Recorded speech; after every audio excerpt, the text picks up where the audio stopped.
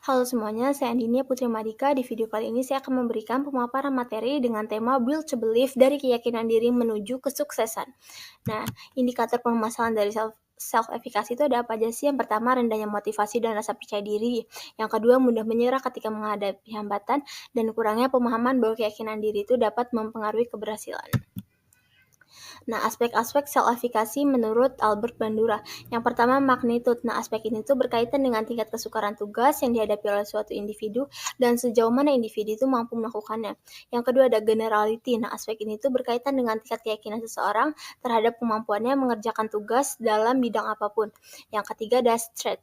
Nah, aspek ini tuh berkaitan dengan tingkat kemampuan seseorang meyakini kemampuan yang dimilikinya sendiri. Self-efficacy menurut Albert Bandura adalah keyakinan dalam diri seseorang atas kemampuannya untuk mengatur dan melakukan tindakan yang diperlukan agar sesuai dengan situasi yang diinginkannya.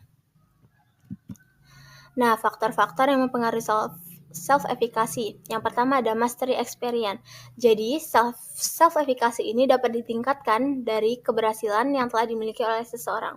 Jika seseorang sudah merasa berhasil melakukan suatu aktivitas, maka dia akan seterusnya melakukan aktivitas tersebut. Yang kedua ada vicarious experience.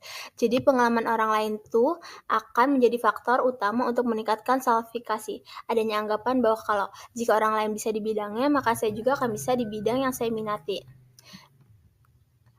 Nah, yang ketiga ada social persuasion. Nah, persuasi sosial yang diberikan oleh seseorang ini dapat memberikan dampak positif, yaitu memberikan seseorang motivasi untuk menyelesaikan tantangan dan dapat meningkatkan self-efficacy-nya.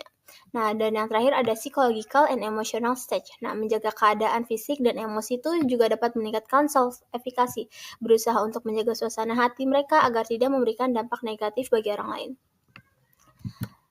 Selanjutnya tips and tricks. Nah, sumbernya itu aku dapat dari YouTube Walden University Academic. Yang pertama ada start with small good.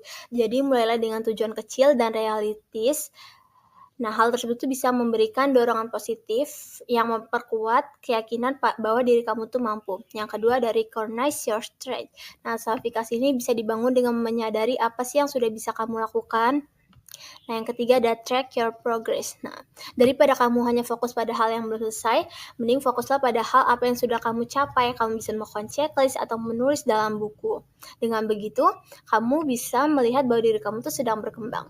Yang keempat ada ask for feedback. Nah, feedback dari teman, ataupun mentor, ataupun orang lain tuh bisa membantu kamu untuk melihat apa sih yang harus ditingkatkan pada diri kamu secara objektif.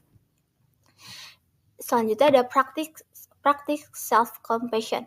Nah, ketika kamu gagal atau melakukan kesalahan tuh jangan pernah menyalahkan diri kamu sendiri dan jangan terlalu keras pada diri sendiri.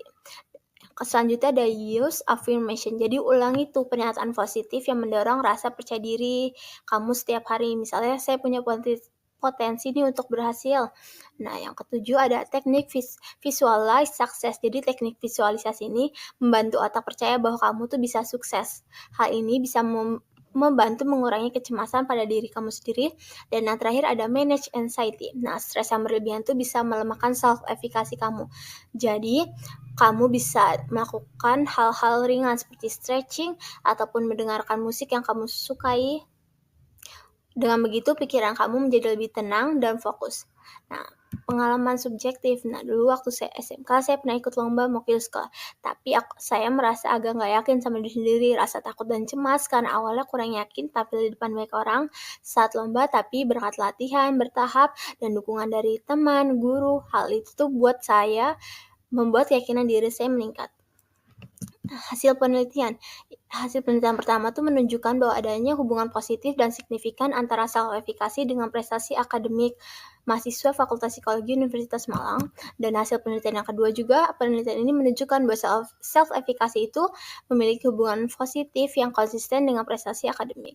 Nah, dan yang terakhir itu ada referensi yang saya gunakan. Nah, saya mengutip dari 4 jurnal dan 1 video YouTube untuk bagian tips and tricks. Nah, sekian dari saya. Bye.